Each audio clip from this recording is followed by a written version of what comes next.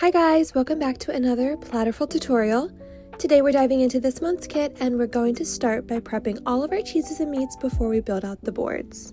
I always recommend doing this prep first because it makes the actual board assembly so much easier. Everything is ready to grab, place, and style. First up, we're starting with the Cranberry Chipotle cheddar.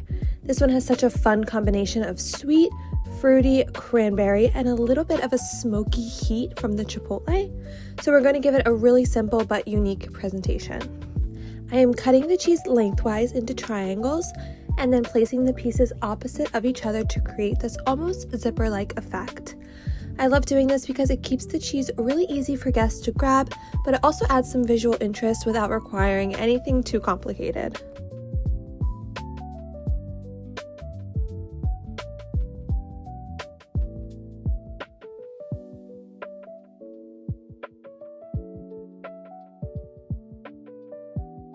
Next, we're moving on to the chive and onion cheese. For this one, I'm going for a really rustic look. Instead of cutting into perfect pieces, I'm using the tip of my knife to gently break off natural crumbles. So don't worry about making these uniform, that's actually the point. The uneven pieces give the cheese a really beautiful, effortless look and add some texture to the board.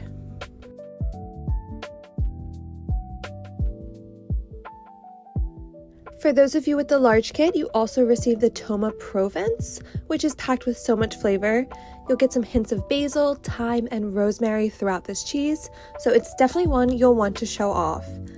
For this one, I'm just cubing the inside of the cheese while leaving the rind intact.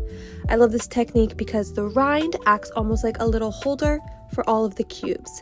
It keeps everything together while still making the cheese really easy for your guests to grab.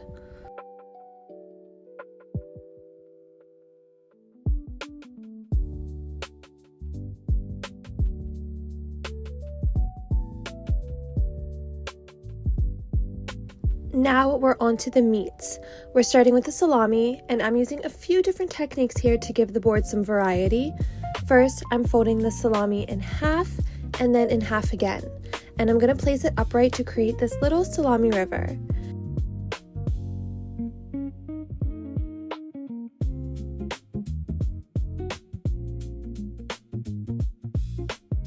Then with some of the remaining slices, I'm laying them flat. Mixing in some flat pieces with the upright ones keeps everything from looking too uniform and gives the board a little bit more dimension. And lastly, I'm making a simple salami ribbon. I am just interlacing the slices together, which creates this really pretty woven effect. It's such an easy way to make the meat look a little bit more elevated without adding a ton of extra work.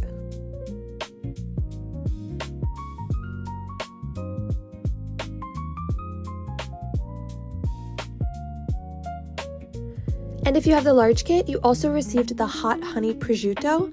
This one can be a little tricky to work with because of its texture, so I definitely recommend popping it in the freezer for a few minutes before you start it if you want it to be a little bit easier to handle. I'm laying a slice flat in my hand and then gently rolling it from left to right to create these little flowers or roses, if you want to call. They don't have to be perfect at all, just roll them loosely and let the edges naturally curl and fold. The hot honey prosciutto has such a pretty color and texture, so these little roses are going to add a really fun pop to the board. And that's it for our prep. Now that all of our cheeses and meats are ready to go, we can move on to the fun part, actually building out the boards. And if you have the large kit, feel free to skip ahead about a minute or so to jump straight to your tutorial. As always, don't forget to tag us in your creations. We love seeing what you make, and be sure to check us out on Instagram for even more inspiration.